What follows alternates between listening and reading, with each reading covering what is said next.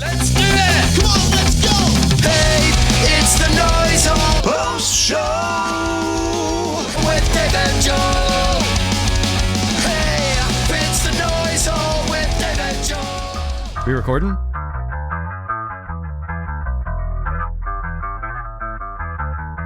I see you speak fluent biz. Are we recording? Yeah. Is happening right now? Are we on the post show? Yeah. The post show? The post show? Post show. Hey, welcome to Noise Boys Unplugged. We're hoping to perform some songs for you today. I like the idea of Unplugged.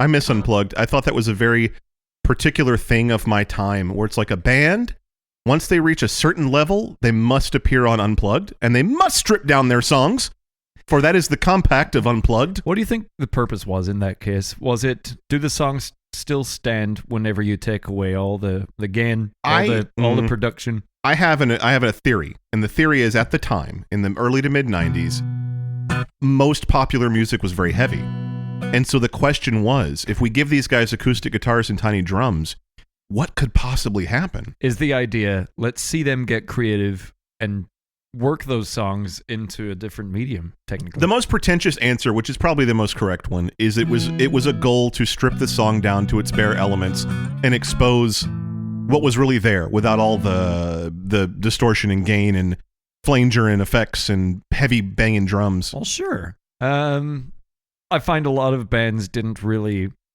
take that fully into account, and they literally just turned off the gain and then played the song clean, and they didn't try and rework it in a way that makes it interesting as an acoustic Bruce song. Springsteen did an Unplugged in the 90s, and the famous line from him, which I do not believe is...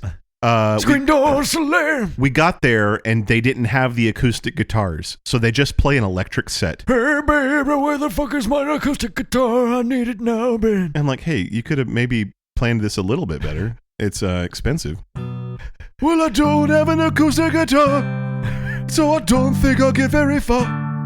But... You know something? I don't think I've ever talked to you about this, but I love the boss. He's great.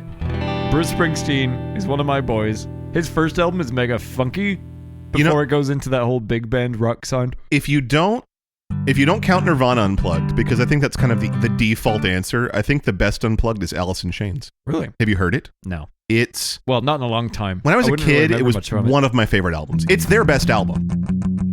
Their Unplugged set is fucking spooky magic, and it is the best... it's just the best they ever sounded. I mean, and it was actually their first show in about 4 years and their last show together before he died. Huh. Yeah. Well, that's cool. But it's just a fantastic performance. They've got so many songs that are sort of softer and harmony driven anyway, but it all just comes through so much more when they're stripped down. Yeah. My favorite one, let's see if Gary can help me out. Gary, you've got like a brush kit, right? Can you go to... Yeah, Gary, put down the sticks, put on the brushes. Let's see. Oh my god, Gary. I didn't know Gary knew anything about dynamics. Listen to that boy go. Man, I don't want to give him any credit. He's playing with toothbrushes. What the fuck is that? He's Gary, playing with toilet brushes. Those are for your teeth, you... Gary, you're playing with toilet brushes, you dumb. Those are for your teeth, you spong. Let's see, how would this sound? Gary? Okay.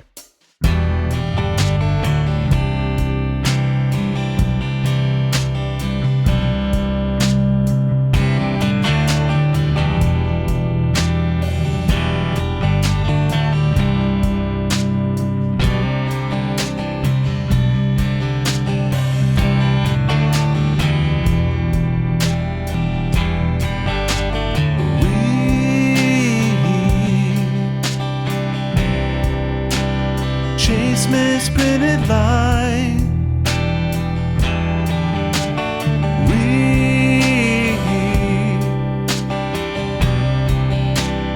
face the path of time, and yet I fight, and yet I fight this feeling in my head. If I can't be my own, I feel better dead. Ooh.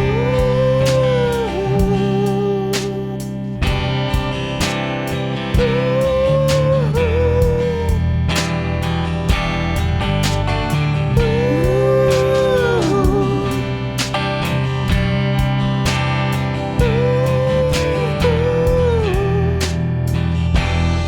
Yeah, that's most of it.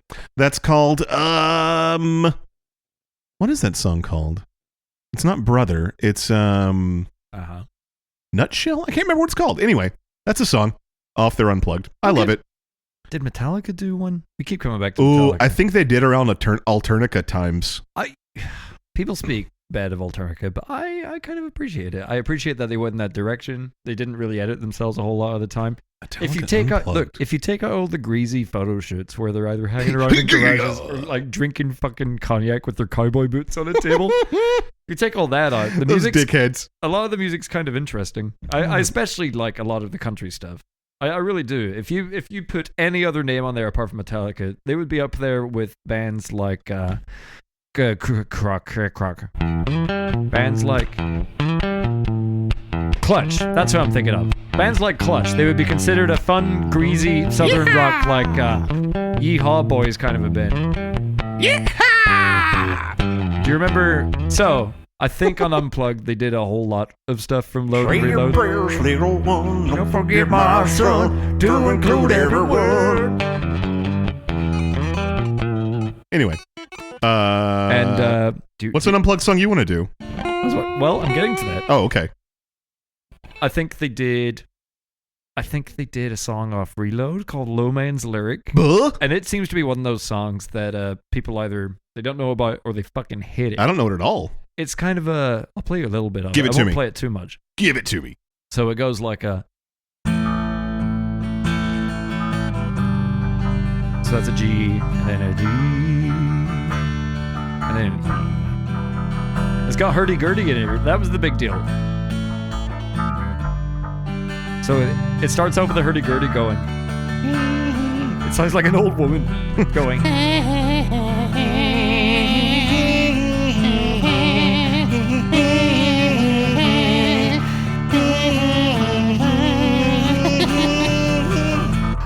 Okay. My eyes seek reality, and my fingers seek my veins.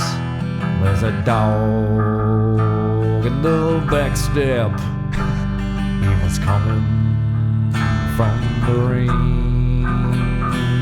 I'm clean, 'cause I let go. Let me know right away.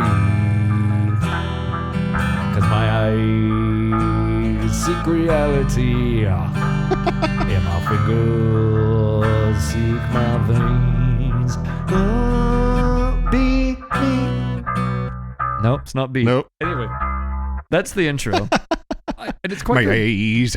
He sounds... Go even through though that song on Spotify right now and ignore the My fact that it's eyes. Metallica and treat it as some sort of Skinner. He dirge. sounds like Popeye. My eyes. My eyes. Maybe that's just my rendition of Hetfield. Skip the buzz, skip the Skip the buzz, seek reality. skip the buzz. All right, that's where we're going with this. By the Okay. way. But let me perform one more song off Metallica's Do it. country playlist, which would be, you'll recognize this one. It's called Liquor in My Boot. Hey, Pepper, you ready? Hey, Pop. Fatso. Hey. Skinny. Hey, chicken wings. Hey, Bodily Pop. Popeye. All right, Can this Popeye. beat work? Give it a buzz, give it a buzz, give it a buzz. All right, Popeye's ready. So you remember this one.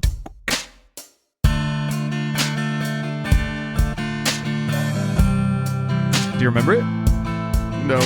My mama, she has taught me well. Told me when I was young. D minor, D minor, C and A minor. Brightest flame burns quickest. That's what I heard her say. Son's heart, oh, to mother. Gary, you can stop. But I must find my way. Gary, stop. Let my heart go. Let your sun grow. This sounds like... See, I thought you were going to do the thing you almost always do with a song like this, where it's like, lick my asshole. Mama, serve my asshole. Yeah, the song's very close to me. You know, it's It's all about my about how my mom. mother was a Christian scientist. She didn't really believe in medicine. She relied on prayer to get her through tough times. Suck my asshole. Again, this is on VH1. And it's the guy with fucking Bret Hart shades going, yeah, so we got James Hetfield here. We're really getting into the dirt. Really getting into the dirt of Metallica. James, tell us something personal about you that is exclusive to VH1. Most people don't realize that instead of sending me to school when I was a child, my mother would just grab me by the dick and shake me around and throw me against the wall as you suck my dick hole. Okay, that's cool, man. All right, yeah, bye. All right, that's a rock and roll story right there. You got the rock and roll skinny. Next week, we find out why Axl Rose uses microphones that look like tennis balls, okay? I use them because they remind me of my dick. Wow. Dick, microphone dick. Okay. Well, I feel like I cheated by doing 2 songs there. I liked it. We also talked about doing the actual Beastie Boys sabotage on this one, but I don't know if I want to get out of acoustic mode. Oh, God. Let's stay in acoustic mode today. Let me think about another acoustic unplugged performance that I really enjoyed. Let's see. Oh, you know one I loved. I can't do the whole thing, but another really great unplugged was Stone Temple Pilots, and for whatever reason, they never put it out as an album. STP. So you can find it as a download. Someone made it from the video, like on YouTube. I feel like people went on MTV Unplugged so that they could get a free recording session. And it's like when you're burning a CD-ROM and your computer pisses out the CD with all the songs on it, and it's like, you get to take this home now. And the band's like, sweet, thanks MTV. Yeah. You get to take this home and put it out as an actual album. For really cheap, because we just recorded the whole session.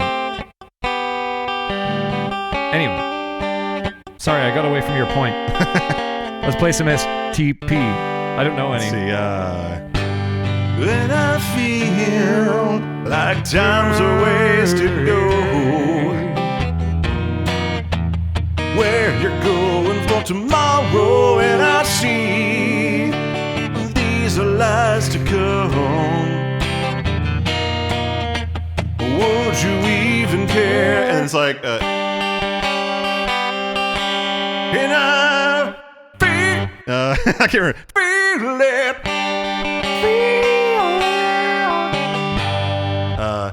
When the dogs can find her, got time to wait for tomorrow. Something like that. That's a really good song, by the way. I've always really enjoyed that song. It's a weird one when you're a young kid trying to learn to play because it actually has power chords on the D string. Oh,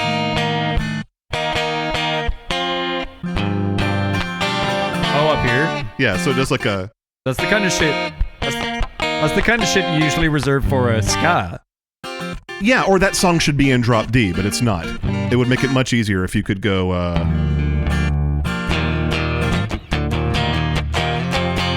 Okay, let's swap it around.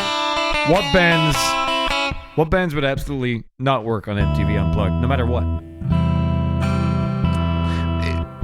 Okay, to our earlier point, that's to say that their songs aren't good enough. So, is it that that they have to be fast? So you're talking about like Slayer again. We're back on like the thrash. All right, so Megadeth, for example. Yeah. And I guess my point is you can't on an acoustic. It would sound like shit. No, it sounds awful. You gotta sneak in my own house. Okay, do it for me. Play. Okay.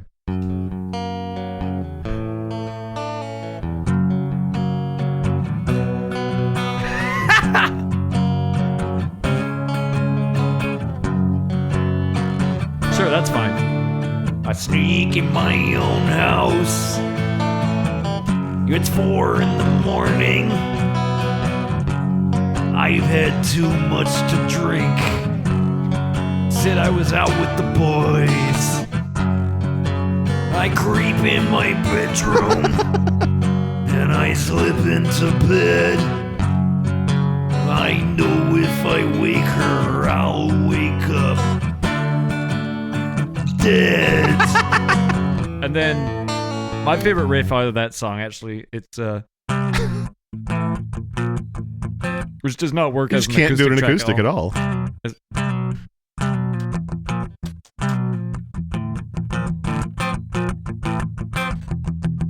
Yeah, there are bands that I would have assumed should have done it, like Soundgarden, that never did, and I think it might have been that their riffs were too heavy to break down into something.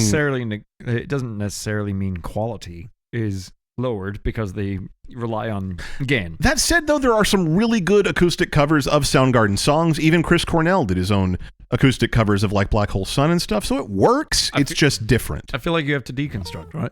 You Yeah. can't just play it without gain. You can't just change to channel A. There was a weird thing about Nirvana's Unplugged that kind of warped my brain in a good way, and it said, oh, when you do this sort of thing, you don't play your own songs.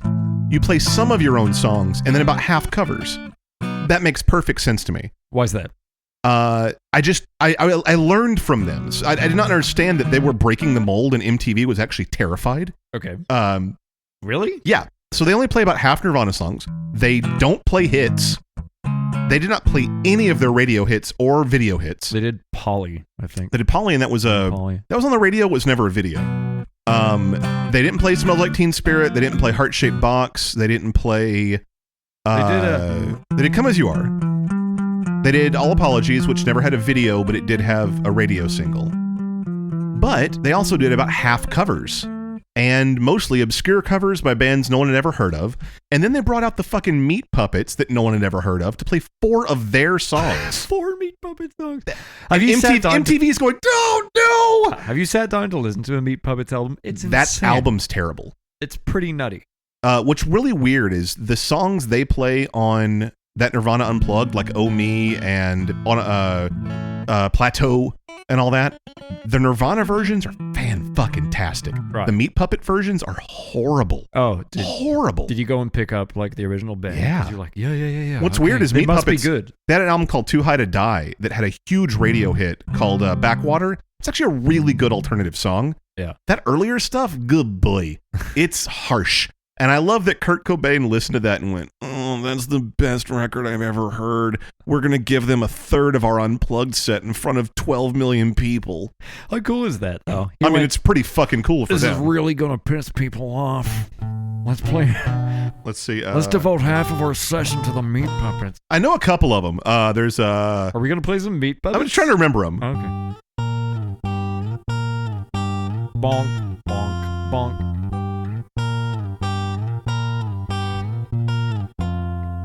Many had to scale the Grammy scan for the next plateau.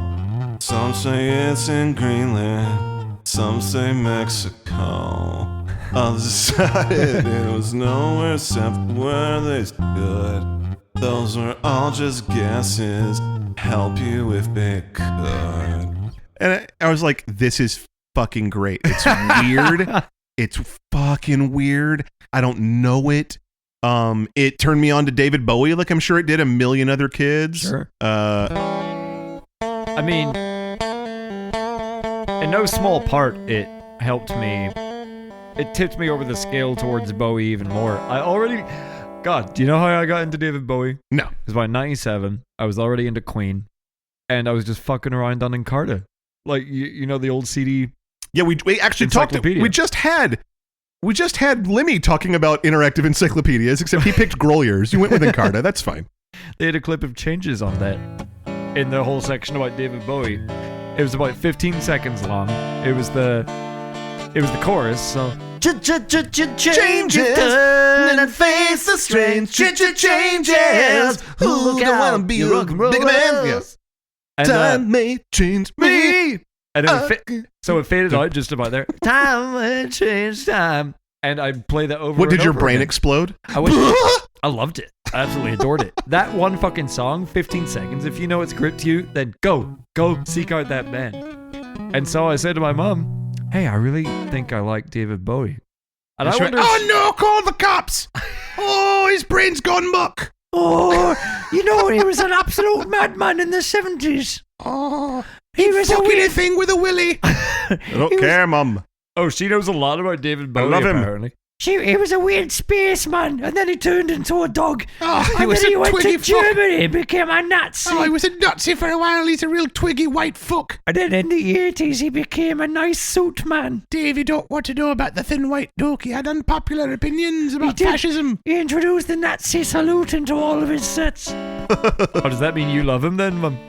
Only kidding. Love you, Mum. But she got me... You know what? God love her. That Christmas, unwrapped a present to find it was David Bowie's greatest hits, 69 to 74. And what a collection. Let me tell you. What a collection of little beauties that was on that. Like what? Gene Genie, Space Oddity, all the classics, man. So after Nirvana Unplugged, and I was like, oh, best song ever. That's a great fucking song. And I was like, David Bowie must be a genius. I'll look him up. And then I immediately get to Space Oddity.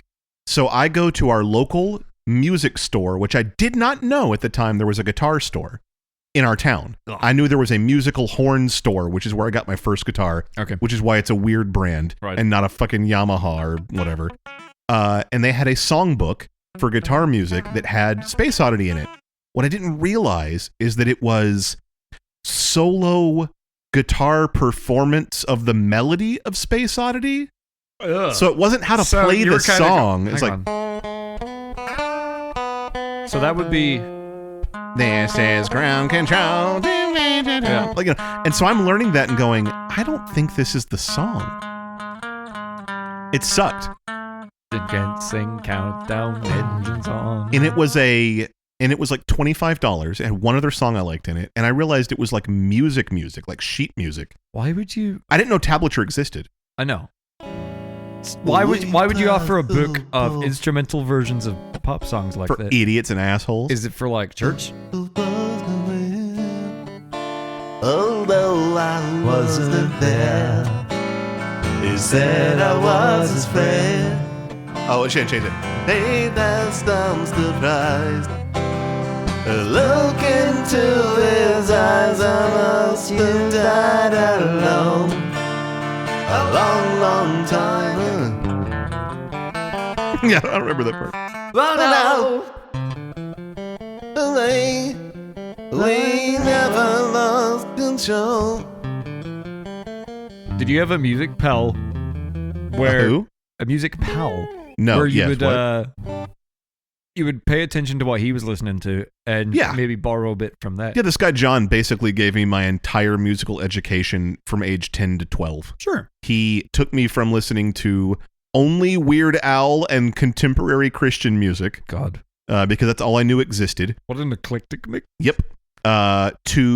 He introduced me to Nirvana and the Pixies and weirder alternative stuff, Bjork's old band, the Sugar Cubes, the Breeders, Jesus, all kinds of stuff like that. Yeah. I had a mate called Colin. Still mates with him. Don't hear from him that much because we're pretty far away now. And he originally introduced me to Queen. I forget how. I think he was just singing Bohemian Rhapsody outside one day. And I'm like, what the fuck is that? So I went and investigated. But he, I don't know. He also showed me songs like Starman, which quickly became a favorite. I was Starman, waiting in where the would that sky.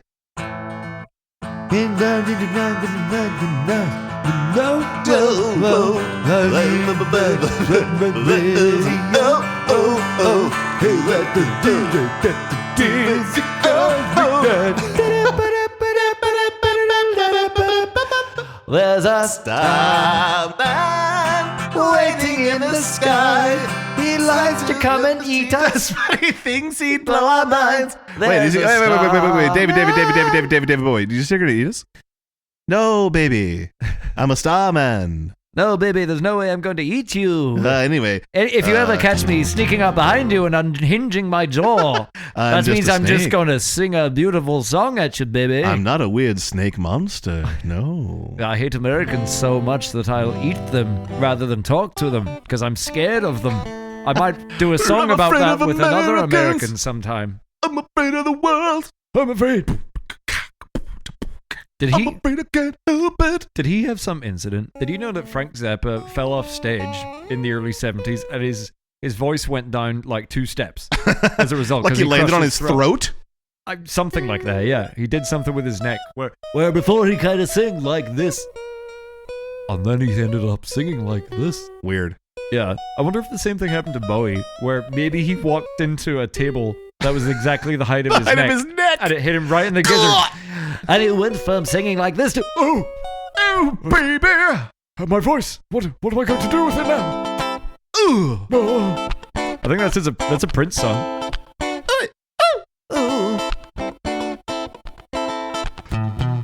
Oh, now I sound like this. I'm gonna write a song called Sound and Vision. I'm gonna write a song called Sound and Vision. It's about video and audio. We're gonna get some backup singers. They're gonna be pretty ladies. Gonna put in some Foley. And I'll call it Sound Vision. Low might actually be my favorite David Bowie album. Half of it is just a really fucking brilliant collection of interesting pop songs with all sorts of weird beepy boopy sounds. It's a weird it's one of his collaborations with Brian Eno, so it's a weird mix of like acoustic and traditional stuff with a lot of sort of spacey beep beep boop beep beep boop beep boop boop boop beep. And then the other half is all weird, scary synth stuff. Instrumental stuff. There's one called like Wasaga, and it just sounds like war. It just sounds like slowed down footage of war atrocities. And you're like, do you know how fucking close you are with that? Like, I'm astonished.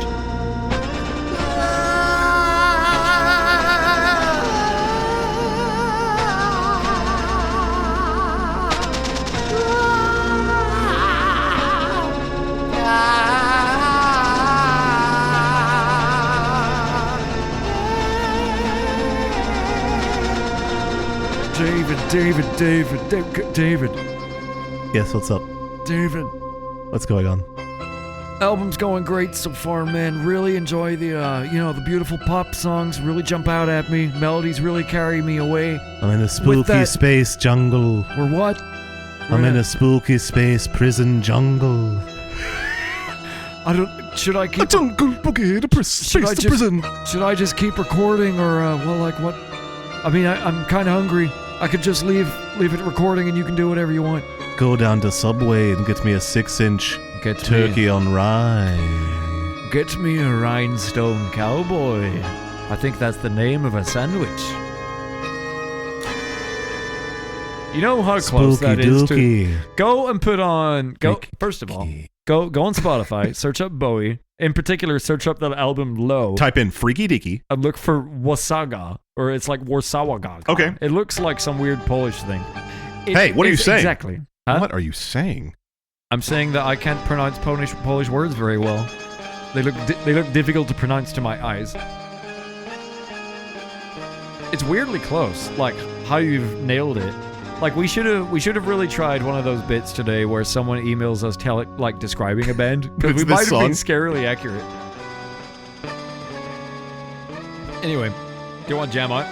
Yeah, let's get out of here. Is there any other acoustic song you want to play? And then we'll end this post hole.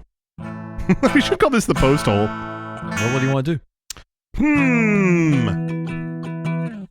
Give me a place to start. What's a band we haven't touched on in a while? I'm going to look that up right now.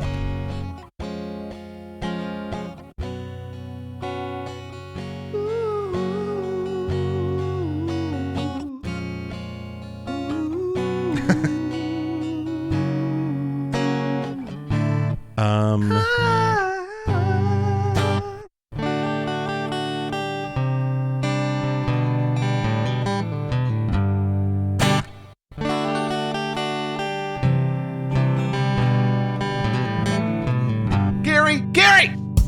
That's a great place to finish this.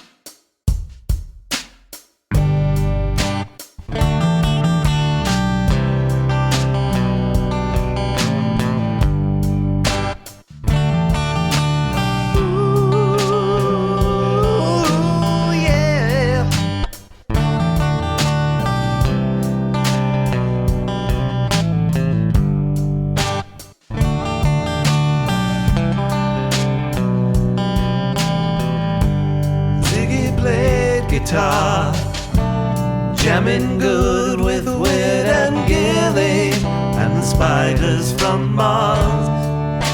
He played it left hand, we played it too far. Became the special band, then we were Ziggy's band. Ziggy really sang, screwed up eyes and screwed down hairdos, like some cat from Japan. He could lick 'em by smiling, he could leave 'em to hang.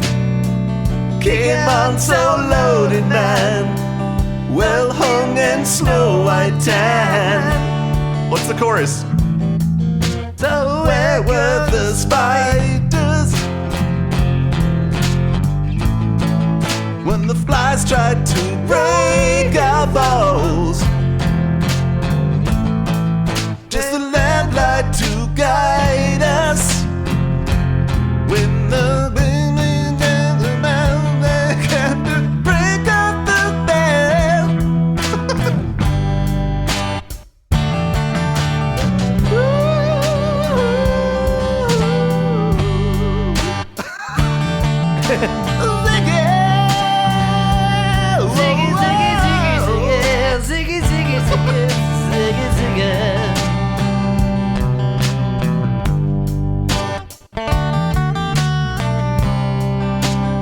What's this verse? Ziggy really played what's like he was voodoo. The kids were just crass, but he was the nice with God-given ass. Took it all too far, but boy could he play guitar, making love with his ego. Something here blew his mind, like a leper messiah. When the kids had killed the man, we had to break up the band. Oh.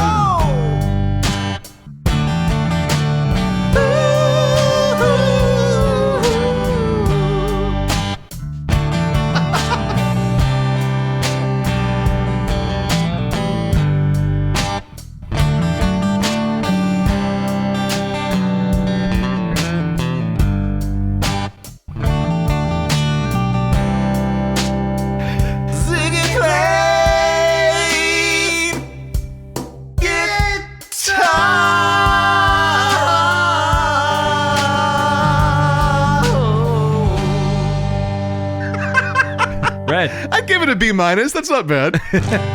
For me, learning the chorus during the song, that's not terrible. Yeah, and I tried to figure out half of it as we went along as well. Thank you, Noise Boys. Thanks for... I want to talk about something else really quickly. What? Yeah. I wanted to briefly touch upon the day David Bowie died, because yes, for me, that was the tragic start of 2016. It was January, I think. Downhill from there. Yeah, all downhill from there. But I mean, Bowie dies... Fuck. I found out by... I was lying in bed. It was like 11 at night. And my goodly wife is asleep. Your comely wife. And I find out via Twitter or whatever. I think someone actually posted going, no, this isn't funny. Yeah, a lot of people were. This isn't funny. It's not a funny joke. And then you come to find out it's true. And I started crying in bed. Yeah. David Bowie. And my wife had to console me for about 40 minutes, like arm around me going, it's okay. He's in a better place. Yeah, David Bowie. If David Bowie's dead. I remember being... So I found all this out. I was super bummed. The story you told me is fucking hilarious. I know. It's not meant to be. It's not meant to be. I'm in the car. I've gone to Lowe's, which is a Home Depot type place. I don't know if they have it everywhere. That's my favorite David Bowie album, Lowe's. And I go to Lowe's. I'm buying like, a bracket or some shit. I get back in my car, and the first song that comes on is Space Oddity. And no, or was it Ziggy? It was Ziggy. It was Ziggy. That's right. Okay. Because this is the crux of it for me. Yeah, so it was Ziggy. And I remember listening to it and thinking, oh, wow, how fitting. And it was like, I'm like, oh, yeah. And I went, Ziggy play guitar. Like I made it to the third word And he said, and burst into tears. I think the word Ziggy's probably It's a funny word to make you cry. It's a hilarious word to cry at. Ziggy. Ziggy. Oh, Ziggy. Oh, yeah. So every time I think about that, I laugh. Yeah, it was. Ziggy. I think 2016 and onward has made me a raw emotional nerve. I definitely sob more easily than I did in the past, but I remember when Chris Cornell died too. Was that the same year? No, it was 2 years ago, actually, this month. And I remember going into my office, putting on Super Unknown, and without realizing it, by like the fourth note, I wasn't sobbing, but tears were just streaming down my face. And I listened to the whole album, and it's the longest amount of music you can put on a CD. It's like 74 minutes and 11 seconds. They did that on purpose. Yep. So for 74 minutes and 11 seconds, I just sat there and cried and thought, everything is getting worse.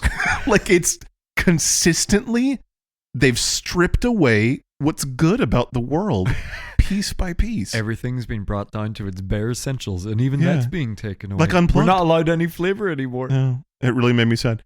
The big ones that year were Bowie and Prince, and I didn't have a strong connection to Prince, but Prince died pretty swiftly after Bowie. Yeah, because people were like, "Oh my God, it keeps happening."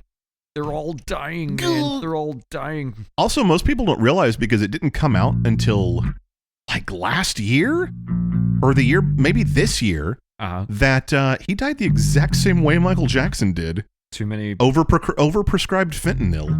Oh, fentanyl? Yeah. Oh, I knew you had troubles with that. I didn't know it was.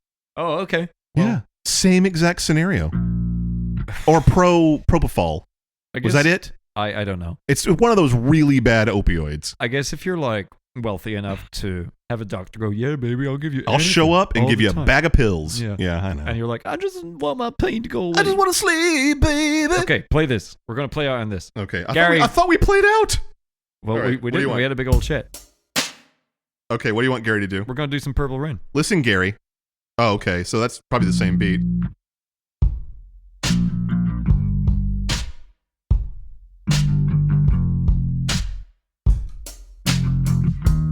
Okay, I gotta get a bass.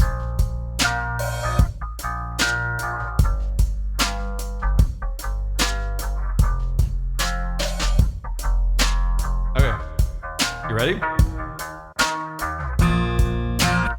I never meant to cause you any sorrow.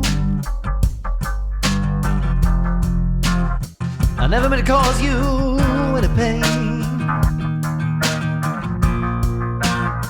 I only wanted one time to see you laughing. I only wanted to see you laughing. In the purple rain, purple rain, purple rain.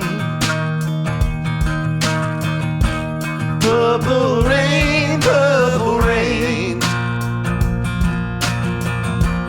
Purple rain, purple rain. Purple rain, purple rain. I never wanted to be your weekend lover. I only wanted to be some kind of a friend, baby.